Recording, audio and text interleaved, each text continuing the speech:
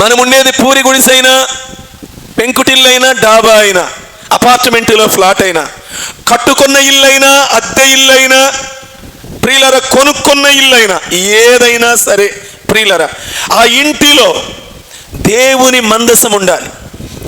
దేవునికి ఇష్టము లేనివి మన ఇంటిలోనికి ఎన్నడూ తెచ్చుకోకూడదు. పాత నిబంధనలో దేవుని మందసం అంటే కొత్త నిబంధనలో క్రీస్తు ప్రభువుకి సాదృశ్యం ప్రియులరా, క్రీస్తు ప్రభువుకి. మన ఇంటిలో దేవునికి ఇష్టము లేనివి అనుమతిస్తే అక్కడ యేసుక్రీస్తు ప్రభువారు ఉండనే ఉండరు. మన ఇంటిలో క్రీస్తు ప్రభువారు ప్రతి గదిలోనికి స్వేచ్ఛగా రాగలగాలి, స్వేచ్ఛగా రావాలి. ప్రభువారు వచ్చి నివాసం ఉండే చక్కని వాతావరణం మన ఇంటిలో మనం కలిగి ఉండాలి.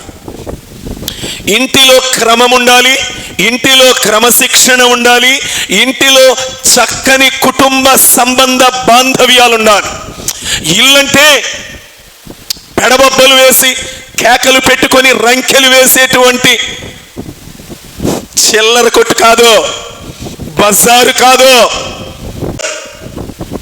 జాగ్రత్త, నీ ఇల్లు సినిమా హాల్ కాదు ఇష్టం వచ్చిన రంకెలేయటానికి. క్రమశిక్షణ కలిగిన గృహముగా మన గృహాలు ఉండాలి. కుటుంబ సంబంధ బాంధవ్యాలంటే మాట్లాడితే అరుచుకునేవి, పాట్లాడుకునేవి, ఎత్తి పొడుచుకునేవి, తోలనాడుకునేవి కాదు ఇల్లంటే.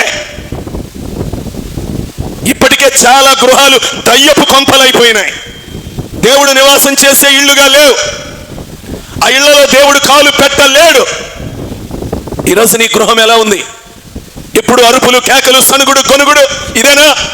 స్త్రీలరా, ఇంత వాక్యం వింటున్నారు, ఈ రోజు నుంచైనా మీ గృహం కట్టుకోవటం ప్రారంభించకపోతే జాగ్రత్త, దేవుడి చేతులకి మిమ్మల్ని అప్పగిస్తా.